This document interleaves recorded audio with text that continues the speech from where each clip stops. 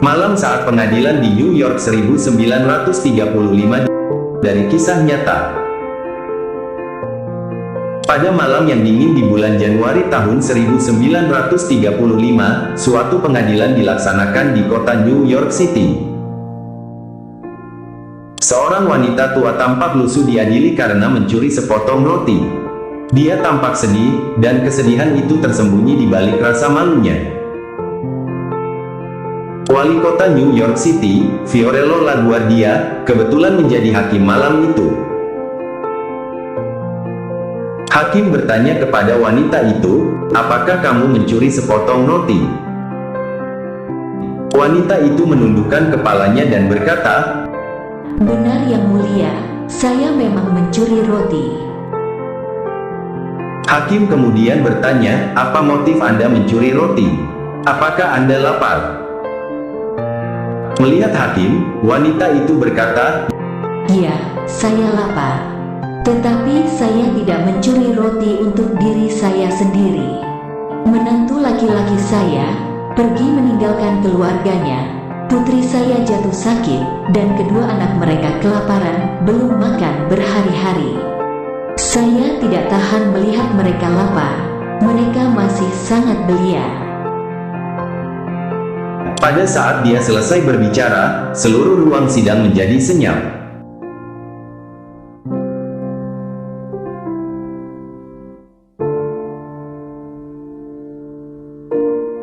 Hakim berkata kepadanya, "Setiap manusia sederajat di hadapan hukum. Karena Anda mencuri roti, Anda dapat memilih membayar denda $10 atau masuk penjara 10 hari. "Pak Hakim, saya bersedia dihukum atas apa yang telah saya perbuat, tapi dengan segala hormat, jika saya punya $10, saya tidak akan mencuri rotinya. Saya bersedia masuk penjara. Tetapi konsen saya, siapa yang akan merawat anak dan cucu saya selama saya masuk dalam penjara?" Pak Hakim diam sejenak, dan memutar balik kursinya. Ia merogoh saku dan mengambil uang $10, mengangkatnya agar terlihat oleh sidang. Dia menoleh ke semua orang di ruang sidang dan menyatakan, "Selain itu, saya menagih setiap orang dalam sidang ini 50 sen sebagai penalti atas ketidakpedulian dan ketidakpekaan dalam komunitas ini." Kemudian, layaknya jurusita, ia mengumpulkan uang mereka dan memberikannya kepada terdakwa.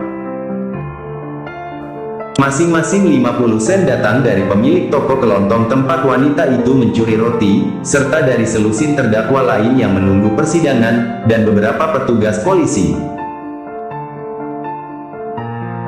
Wanita tua ini tidak harus mencuri roti untuk memberi makan keluarganya.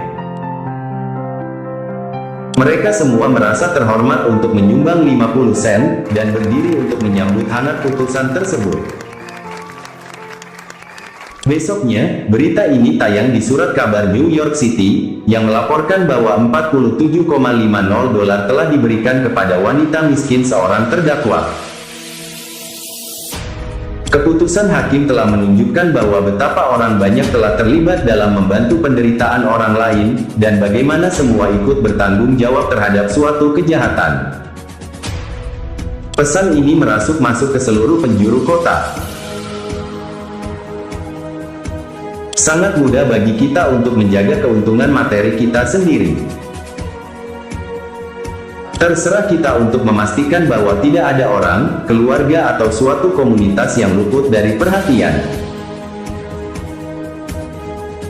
Kebaikan adalah bahasa yang dapat didengar oleh orang tuli dan dapat dilihat oleh orang buta. Mark Twain.